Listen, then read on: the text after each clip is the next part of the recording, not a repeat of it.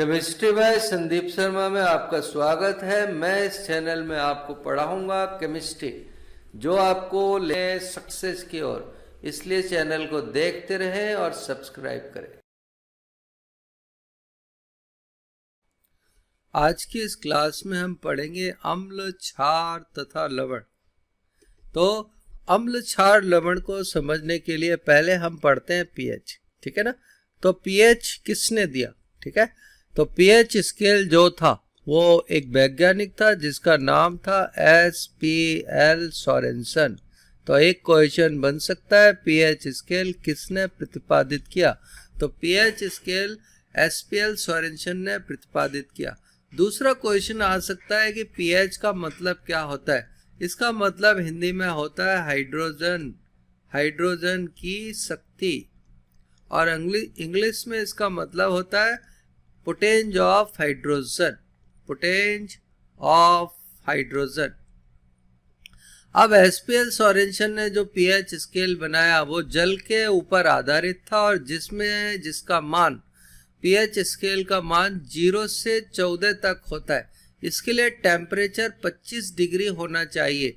अगर temperature 90 degree हुआ तो ये स्केल सिकुड़ जाएगा। तो दूसरा क्वेश्चन हुआ कि 90 डिग्री पर स्केल कहाँ तक होगा, 0 से 12 तक, तथा 25 डिग्री पर स्केल होगा 0 से लेकर 14 तक।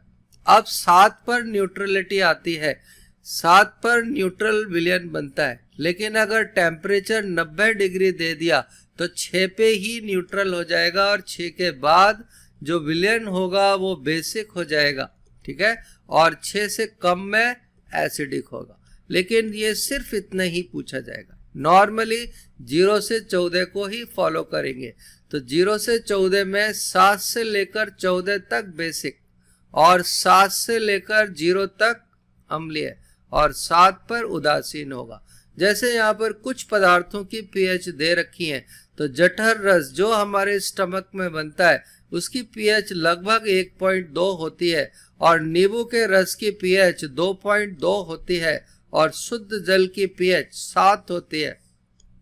अब रक्त हमारा क्षारकीय होता है जिसकी पीएच 7.4 होती है। तो अगला क्वेश्चन बना कि ब्लड कैसा होता है। तो ब्लड क्षारकीय होता है। तो अगर हम खून को चखें तो खून हमें, ठीक है ना, क्षारीय नजर आएगा। तो इसकी क्षारकीय है क्योंकि इसकी पीएच 7.4 है, ठीक है ना। और सोडियम हाइड्रोक्साइड की पीएच 14 है। तो यहाँ पर हमारा क्वेश्चन आ सकता है जो हमारी आंखों से आंसू निकलते हैं वो कैसे होते हैं। जब हम आंसू निकाल लेते हैं तो हमें हल्का क्यों महसूस होता है। तो आंसू की पीएच, ठीक है ना, 3 से 4 के बीच में होती है, अर्थात आंसू अम्लीय होते हैं, ठीक है। तो जब शरीर में से, आंखों में से आंसू निकल जाते हैं तो अम्लीयता शरीर की खत्म हो जाती है या कम हो जाती है, जिससे हमें आराम मिलता है। इसलिए समय समय पर रोना लाभदायक प्रक्रिया मानी जाती है। हम चलते हैं आगे और देखते हैं कुछ क्वेश्चन इसके ऊपर। तो हमारे पास 2 विलयन है जिसमें एक की पीएच 6 है और दूसरे की पीएच 8 है, ठीक है ना। अब हाइड्रोजन की सांद्रता किसकी ज्यादा होगी। तो पीएच में और हाइड्रोजन की सांद्रता में इनवर्सली प्रोपोर्शनल का रेशियो होता है। जिसकी पीएच ज्यादा उसमें एच कम और जिसमें पीएच कम उसमें एच ज्यादा। अर्थात पीएच 6 वाले विलयन में हाइड्रोजन आयन की सांद्रता अधिक होगी। अब हम देखते हैं दूसरा क्वेश्चन कि हाइड्रोजन आयन की सांद्रता कर विलयन की प्रकृति पर क्या प्रभाव पड़ता है। जैसे जैसे हम हाइड्रोजन की सांद्रता को बढ़ाएंगे तो उसकी पीएच का मान कम होने लगेगा, अर्थात विलयन अम्लीय होता जाएगा। तो हम यहाँ पर क्वेश्चन में क्या लिखेंगे, H को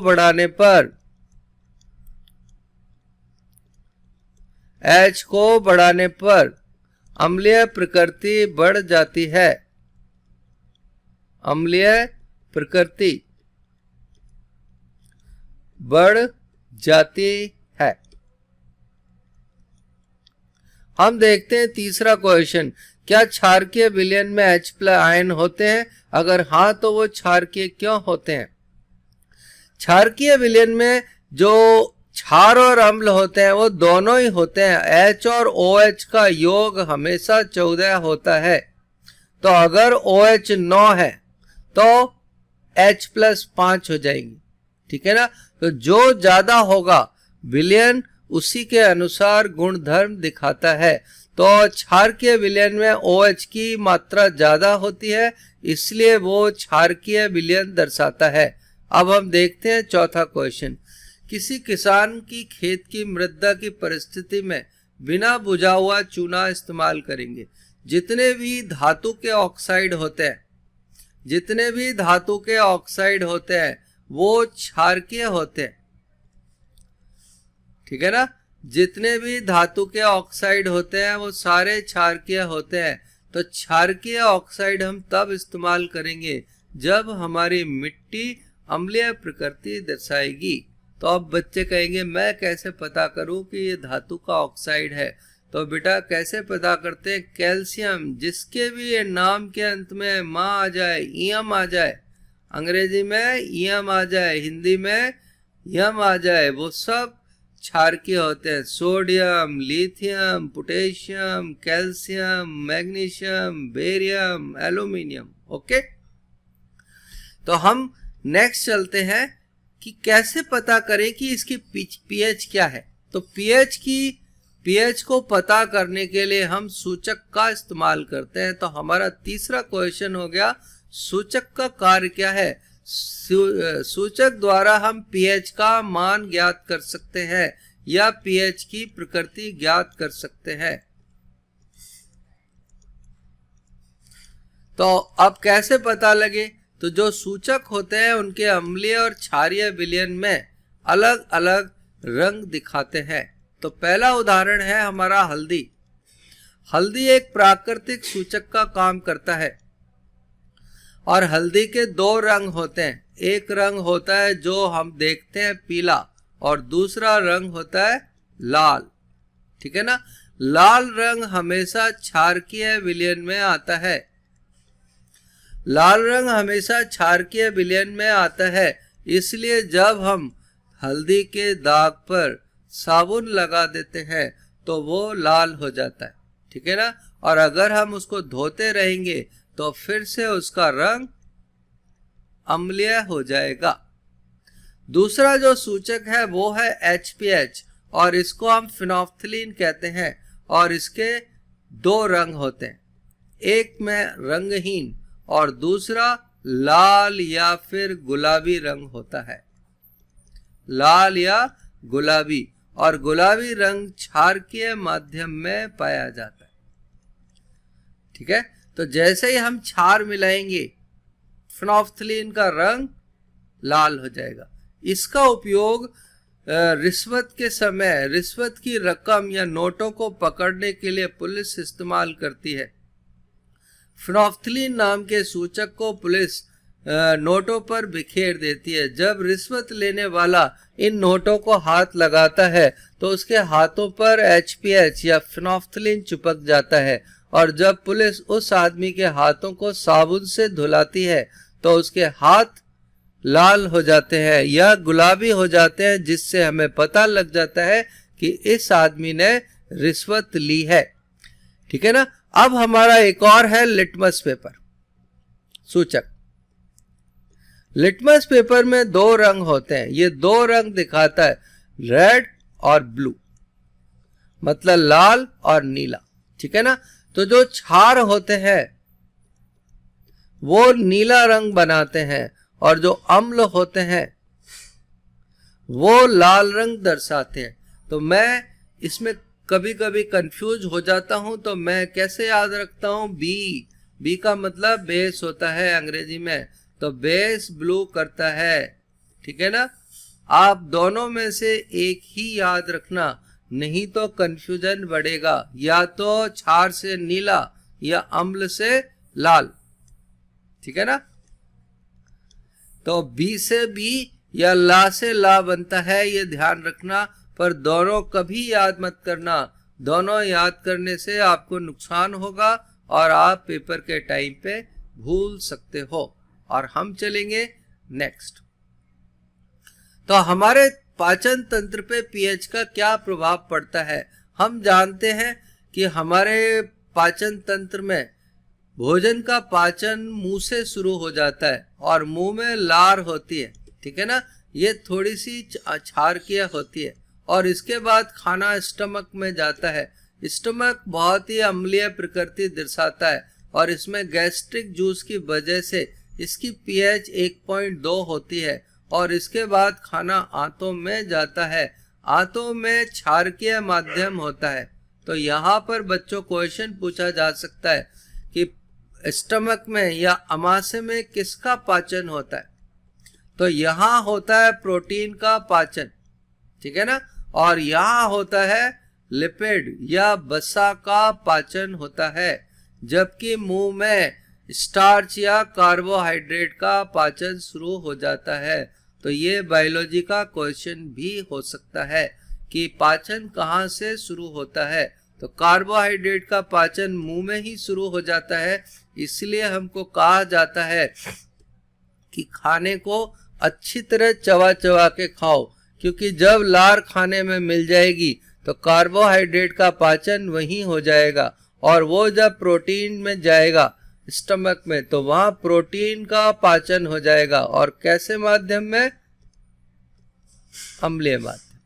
तो हमारे पाचन तंत्र पे पीएच का ये प्रभाव पड़ता है। अब दूसरा, पीएच परिवर्तन के कारण हमारा दंत क्षय हो जाता है। जो हमारे जो दांत है उसका जो इनेमल है वो कैल्शियम फॉस्फेट से बना होता है या कैल्शियम हाइड्रोक्सी एपेटाइट, और ये शरीर का सबसे कठोरतम पदार्थ है जो जल में नहीं घुलता है।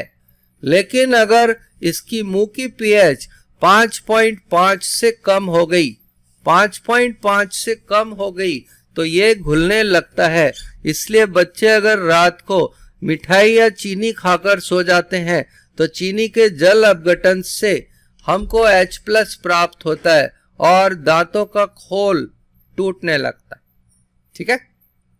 अगला क्वेश्चन, अम्ल को तनुकृत करने के लिए, तनुकृत का मतलब है पतला करने के लिए, हम इसमें जल कैसे मिलाते हैं? तो अम्ल को तनु करने के लिए हमेशा